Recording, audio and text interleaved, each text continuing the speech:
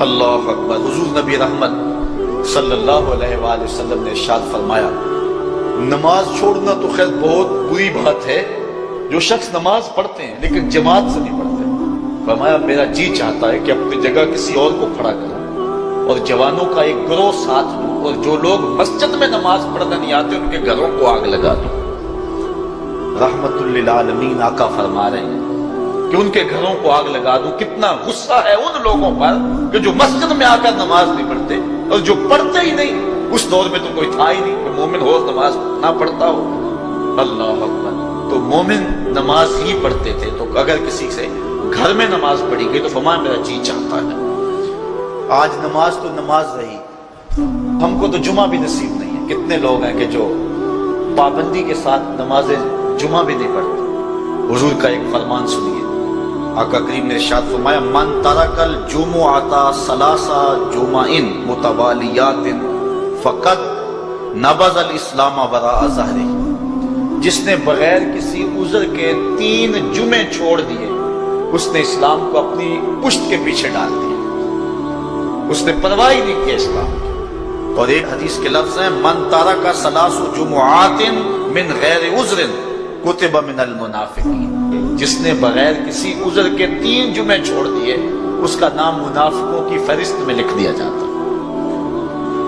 اور ایک حدیث کے لفظ اس حوالے سے ہے، من ترک ثلاث جمع تہاونا بہا طبع اللہ علی قلبہ۔ جس نے سستی کی وجہ سے 3 جمعے چھوڑ دیے تو اس کے دل پر اللہ غفلت کی مہر لگا دیتا ہے۔ یہ وہ بد نصیب شخص ہے کہ جو نماز جمعہ چھوڑتا ہے۔ حضرت ابن حجر نے الزواجر کے اندر ایک روایت لکھی ہے، وہ فرماتے ہیں جو شخص نماز ترک کرتا ہے اس کو بہت ساری رسوائیاں ہیں۔ وقت اتنا طویل نہیں ہے کہ ایک ایک چیز کو تفصیل سے بیان کروں۔ وہ کہتے ہیں پہلی بات تو یہ ہے کہ اس کی عمر میں برکت اٹھا لی جاتی ہے، دوسری بات اس کے چہرے سے صالحین کا نور اتار دیا جاتا ہے، تیسری بات وہ کوئی بھی عمل کرے اس کا ثواب نہیں ملتا اس کو، یہ دنیا پر اس کو سزائیں۔ چوتھی سزا دنیا پر اس کو یہ ملتی ہے اس کی دعائیں قبول نہیں ہوتی۔ اور 5ویں سزا اس کے لیے یہ ہے کہ اس کے لیے جو نیک لوگ دعا کرتے ہیں ان دعاؤں کا حصہ اسے نہیں ملتا۔ مومن نیک سحری کو اٹھ کے دعا مانگتے اللہ پوری امت پر کرم کر دے، لیکن اس کا حصہ نکال دیا گیا، اس کا حصہ نیک لوگوں کی دعاؤں سے نکال دیا گیا۔ اور جب وہ مرنے لگتا ہے، نزا کے وقت 3 اس کو سزائیں ملتی، ایک تو بھوکا مرتا ہے، دوسرا پیاسا مرتا ہے، تیسرا ذلیل ہو کے مرتا ہے۔ اور قبر کے اندر اس کو 3 سزائیں۔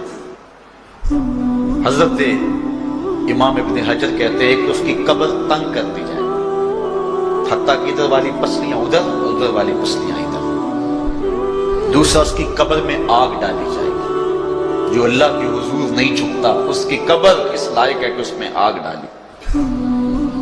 اور تیسری اس کے اوپر ایک اژدہا مسلط کر دیا جائے گا جس کا نام ہے شجاع الاقرع، اور جب وہ ڈنگ مارے گا تو 70 گز تک وہ شخص زمین میں دنس جائے گا، اور وہ مسلسل یہ ڈنگ مارتا رہے گا۔ اور کہا کہ 3 سزائیں اس کو حشر میں پہنچیں گی، ایک تو اس کا حساب سختی سے لیا جائے گا، اور جس کا حساب سختی سے لیا گیا وہ بچ پائے گا، حساب سے بچے گا وہ جس سے اللہ صرف نظر کرے گا۔